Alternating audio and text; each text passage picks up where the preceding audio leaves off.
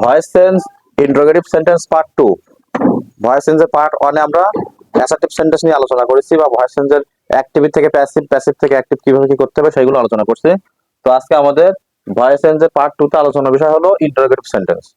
তো অ্যাসার্টিভ আর ইন্টারোগেটিভ সেন্টেন্সের ভিতরে যদি আমরা পার্থক্য জানি এইটুকু, আমাদের কাছে ভয়েস সেন্সের যে নিয়ম ছিল ওই সেম নিয়ম, কোনো পরিবর্তন নেই। তো প্রথমে দেখো আমি একটা সেন্টেন্স লিখছি এখানে যে you have completed the work. এই যে বাক্যটা আমি লিখছি এখানে ইউ সাবজেক্ট। আমাদের ভয়েস চেঞ্জ করতে গেলে কিন্তু আমাদের মূল ভার্বটা খুঁজতে হতো আগে। সর্বপ্রথম কাজ হলো মূল ভার্ব খোঁজা। এই মূল ভার্ব খুঁজে পাওয়ার পরে প্রথম অংশে সাবজেক্ট থাকে, তার আগে ভার্বটা আগে, আর পরে থাকে অবজেক্ট। মানে ভার্বকে আমরা কে বা কারা দ্বারা প্রশ্ন করলে যে উত্তর পাওয়া যায় সেটা হলো সাবজেক্ট হয়, আর কি দ্বারা প্রশ্ন করলে যেটা উত্তর পাওয়া যায় বা কাকে সেটা হলো অবজেক্ট হয়। এখানে কমপ্লিট হলো কি সমাপ্ত করা, তাই তো, সম্পূর্ণ করা। এই কমপ্লিট মানে সম্পূর্ণ করা। কে সম্পূর্ণ করে? তুমি। কি সম্পূর্ণ করো? কাজ। তাহলে এই এখানে সাবজেক্টের পর ভার্ব আর শেষে হলো কি অবজেক্ট দিয়ে ফুল স্টপ। এটা হলো অ্যাসার্টিভ সেন্টেন্স। এই সেন্টেন্স থেকে এই সেন্টেন্সের ভিতরে পার্থক্য কতটুকু একটু দেখো তো তোমরা। এখানে ইউ দিয়ে শুরু হয়েছে, এখানে হ্যাভটা প্রথমে চলে এসেছে, আর ইউ জায়গায় ইউ বসেছে, কমপ্লিটেড জায়গায় কমপ্লিট, দা ওয়ার্ক সব বসে গেছে শেষে যেখানে ছিল। তার মানে আমাদের অ্যাসার্টিভ সেন্টেন্সের থেকে ইন্টারোগেটিভ সেন্টেন্সের পার্থক্য হলো সাবজেক্টের আগে আমরা এই যে সাবজেক্টের আগে এই অক্সিলারি ভার্বটা ব্যবহার করছি, আর কোনো পার্থক্য। আর শেষে ফুল স্টপের জায়গায় যেটা আছে। বুঝতে পারছি না? খুব সহজ। তাহলে অ্যাসার্টিভ আর ইন্টারোগেটিভের পার্থক্য কি? সাবজেক্টের আগে অক্সিলারি ভার্ব আর শেষে যেটা আছে। এইটাই আমাদের মনে রাখতে হবে। এটা যদি আমরা মনে রাখতে পারি, আমাদের কাছে ভয়েস সেন্স ইন্টারোগেটিভ সেন্টেন্স কিছু না। ভয়েস সেন্সের আমাদের যে মূল নিয়ম, সেই মূল নিয়মটা মনে আছে সবার? তো আমাদের মনে আছে তো, যে object plus be verb plus V three plus by plus subject. এই যে আমাদের স্ট্রাকচারটা, এই স্ট্রাকচারটাই আমাদের কিন্তু সব জায়গায় কাজে লাগবে। তো আমাদের এইখানে মূল মানে অ্যাসার্টিভ থেকে ইন্টারোগেটিভ সেন্টেন্সের পার্থক্য যে শুধু সাবজেক্টের আগে অক্সিলারি ভার্বটা বলছি আমরা। ভয়েস চেঞ্জ করার সময় অক্সিলারি ভার্বটা সাবজেক্টের আগে দিয়ে দেবো। Auxiliary verb, not be verb. কি ভার্ব? Auxiliary verb. বিভার্বটা না, কিন্তু বিভার্বটা বিভার্বের জায়গায় বসবে। তো আমরা একটু ভয়েস চেঞ্জ করার সময় দেখি, যখন আমাদের ইন্টারোগেটিভ সেন্টেন্স থাকবে তখন আমরা প্রথমে একটি স্পেস রাখবো। কি রাখবো? স্পেস। স্পেস রাখার পরে আমরা অবজেক্টকে নিয়ে আসবো প্রথমে, এই যে অবজেক্ট দা ওয়ার্ক। এরপরে কি ছিল? যে অবজেক্ট প্লাস বিভার্ব। তো বিভার্ব আমরা কি বসাবো? এখানে অক্সিলারি ভার্ব আছে না? অক্সিলারি ভার্ব থাকলে সেই অক্সিলারি ভার্বের সাথে কি কি যোগ হয়? বি, বিন, বিং। তো আমাদের এখানে অক্সিলারি ভার্বটা ছিল না, কি ছিল? হ্যাভ। তো এখন আমাদের দা ওয়ার্কের পর কি হ্যাভ বসবে না হ্যাজ বসবে? Third person singular number. তাহলে আমরা এই সাবজেক্টের আগে অক্সিলারি ভার্বটা দিচ্ছি, আর এই হ্যাভ এর সাথে কি যুক্ত হয়? বিন। সেটা আমরা পরে দেব। আর এখান থেকে বাকি আমাদের দিয়ে, তাহলে আমাদের অবজেক্ট হয়ে গেছে, বিভার্ব হয়ে গেছে ভিতরি। তো এখানে হ্যাভ এর ভিতরি দেওয়া ছিল কমপ্লিটেড। কমপ্লিটেড বাই সাবজেক্টের অবজেক্ট ইউ থাকলে কি হয়? ইউ। আর শেষে যে চিহ্ন আছে ওইটাই দিয়ে দেবো, জিজ্ঞাসা চিহ্ন। কথা বোঝা গেছে? আমাদের শুধুমাত্র পরিবর্তন হয়েছে, দেখো আমাদের হওয়া উচিত ছিল দা ওয়ার্ক হ্যাভ বিন বা হ্যাজ বিন হওয়া উচিত ছিল। ওই হ্যাভটাকে আমরা বা হ্যাজটাকে আমরা সাবজেক্টের আগে নিয়ে আসি, কারণ ইন্টারোগেটিভ মানে হলো সাবজেক্টের আগে অক্সিলারি ভার্ব আসবে। তো পরের প্রশ্নটা দেখি আমরা একটু, উইল ইউ হেল্প মি। তো এখানে আমাদের অবজেক্ট নিয়ে আসবো না আমরা প্রথমেই। তাহলে যেহেতু জিজ্ঞাসা ছিল আমরা একটি স্পেস রাখবো। এই মি সাবজেক্টকে আই। এবার এখানে কি আছে? উইল একটা কি ভার্ব? Modal verb. তার সাথে কি যোগ হবে? বি। আমরা শ্যাল ব্যবহার করবো না কোথাও, সব উইল ব্যবহার করবো। তাহলে আই উইল বি হওয়ার কথা না? তাই উইলটা আমরা প্রথমে দেবো, অক্সিলারি ভার্ব, তার বিটা পরে দেবো। তাহলে অবজেক্ট বিভার্বের ভিতরি, ভিতরি কি হেল্পের বাই ইউ থাকলে ইউ, জিজ্ঞাসা চিহ্ন। বুঝতে পারছি? আচ্ছা, এগুলো আমাদের অক্সিলারি ভার্ব থাকলে এইভাবে হবে। কিন্তু আমরা জানি কোন বাক্যে ডু ডাজ ডিড যদি থাকে তাহলে উত্তরে সেটা ব্যবহার করা যায় না। ওই ডু ডাজ ডিড অনুসারে আমাদের নতুন ভার্ব নিয়ে আসতে হবে। Do does did. তো আমাদের প্রথম অবস্থায় এটা হলো কোন টেন্সে আছে আমরা একটু খেয়াল করি। এখানে ডিড আছে পাস্ট টেন্স, আর যদি আমরা বাই ধরি তাহলে প্রেজেন্ট টেন্স। কিন্তু দুটো একটা বাক্যে দুটো ভার্ব থাকলে প্রথমটাকে ধরতে হয়। আর ডু ডাজ ডিড বাক্যে আসে শুধুমাত্র টেন্স চেনানোর জন্য। এদের দ্বারা আমরা টেন্স নির্ণয় করব এবং সেই অনুযায়ী ভিতরে ভাবকে পরিবর্তন করবো আমরা। ওকে, বুঝছে? তো আমাদের আমাদের ভয়েস চেঞ্জের বিভার্বের কথা বলছিলাম, ওখানে কি কোনো আমরা ডু ডাজ ডিড ব্যবহার বলছিলাম? ওখানে ডু ডাজ ডিড ছিল, গঠনে বিভার্বের ওখানে ছিল না। তাহলে আমাদের এটাও অক্সিলারি মানে অক্সিলারি ভার্ব মানে অর্থাৎ ইন্টারোগেটিভ সেন্টেন্স আমরা জায়গা একটু রাখবো প্রথমে। অবজেক্ট নিয়ে আসলাম কি এ পেন।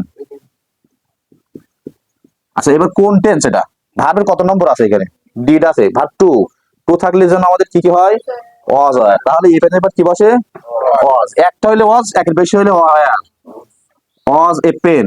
এরপরে ভার্বের 3 নম্বর রূপ, এটাও কিন্তু বাদ, আর কোনো অবস্থাতে ব্যবহার করা যাবে না, ডিড পাস্ট পার্টিসিপল ডান দেওয়া যাবে না। কারণ আবারও বলছি, ডু ডাজ ডিড বাক্যে যদি প্রথমে আসে, ওটা শুধুমাত্র টেন্স নির্ণয় করার জন্য, ওটা কোনো কাজের বিষয় না, ওই অনুযায়ী ভেতরে ভাগ পরিবর্তন করতে হবে, তার জন্য তো আমরা ভেতরে ওর জন্য ওয়াজ দিয়েছি। এখন আমাদের ভার্বের 3 নম্বর রূপ ব্যবহার করতে হবে না, সেটা বাই 3 নম্বর রূপ কি বট, বট বাই হি থাকলে হিম, জিজ্ঞাসা। ওকে, এরপরে দেখো when does he write a letter. এখন ডু ডাজ ডিড দিয়ে শুরু হয়েছিল এখানে, কিন্তু এবার আরো একটা শব্দ এখানে চলে এসেছে। দেখো আমাদের এখানে যেগুলো আমরা সেন্টেন্স করেছি সবগুলোই সাবজেক্টের আগে অক্সিলারি ভার্ব ছিল, সাবজেক্টের আগে অক্সিলারি ভার্ব ছিল, একটাই শব্দ ছিল। এবার দেখো সাবজেক্টটা আরো একটু ভিতরে চলে গেছে, তার আগে অক্সিলারি ভার্ব এবং তার আগে আরেকটা ডব্লিউএস ওয়ার্ড চলে এসেছে। তো ডব্লিউএস ওয়ার্ড থাকলে আমরা সেটা বসাই দেবো। আমাদের মূল গঠন শুরু করবো কোন জায়গাতে, সাবজেক্টের আগে অক্সিলারি ভার্ব, ওইখান থেকে শুরু করবো আমরা, তার আগে যা যা আছে পাঠাই দেবো। তাহলে এখানে হোয়েন পাঠাই দেবো। এরপরে আমরা এই যে সাবজেক্টের আগে অক্সিলারি ভার্ব, এবার আমরা স্পেস রাখবো এ লেটার, এ লেটার। এরপরে আমরা এই যে ডাজ আছে তাহলে কন্টেন্টস ভার্বের 1 নম্বর, তাহলে অ্যামেজার থেকে হচ্ছে এ লেটারের পর কি হবে, ইজ, একটা হইলে ইজ আর বেশি হইলে আর, আর আয়ের পরে এম বসে। তো এখানে আমাদের কি হচ্ছে তাহলে is, when is a letter, ভার্বের past participle is a letter verb, right in, তাই তো। বাই হি থাকলে কি হয়, হিম, বুঝতে পারছি। এবার এবার দেখো তো, এবার সেটা কোন জায়গায়, এই যে সাবজেক্ট তার আগে অক্সিলারি ভার্ব, ওইখান থেকে শুরু করবো, আগেগুলো পাশে যাবো।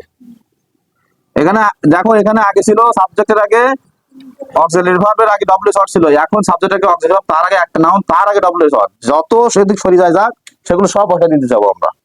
তাহলে আমরা কি হচ্ছে, হুইস পেন।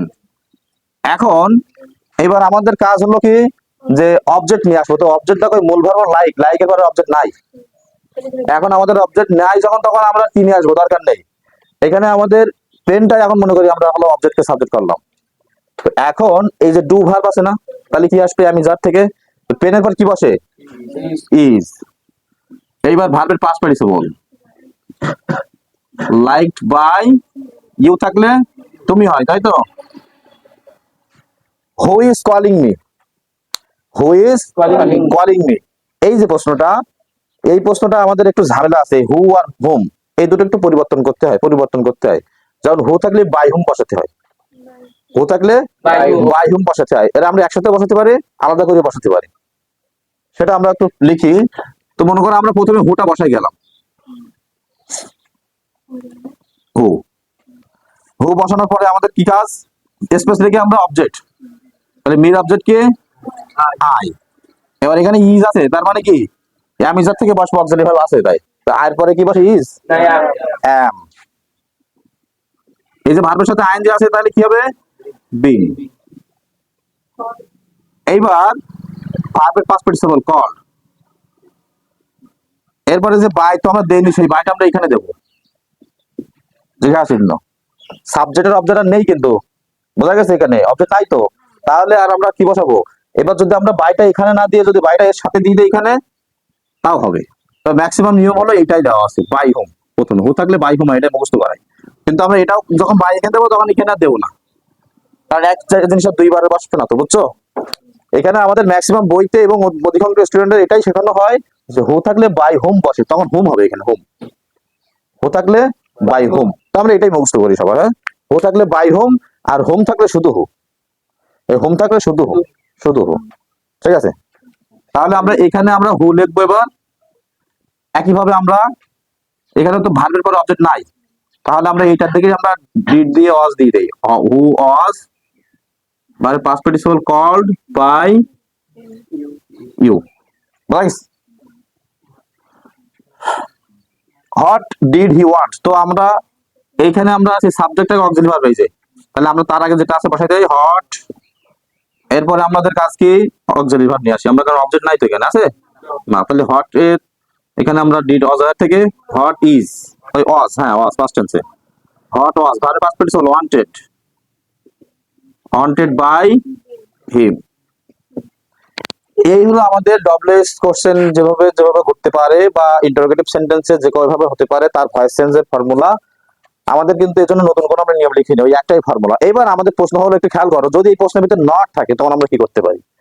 তো দেখো নিয়ম একই হবে, শুধুমাত্র আমরা দেখো এই একইভাবে এখানে হোয়াই আছে, ডব্লিউএস ওয়ার্ড, বাক্যে নট থাকলে কি হবে, হোয়াই বসে যাবে আমাদের প্রথমে, সাবজেক্টটাকে অক্সিলারি ভার্ব, এখানে অবজেক্ট আছে তো দা লোড, তাহলে আমরা এই দা লোডটা আমরা নিয়ে আসতে পারি।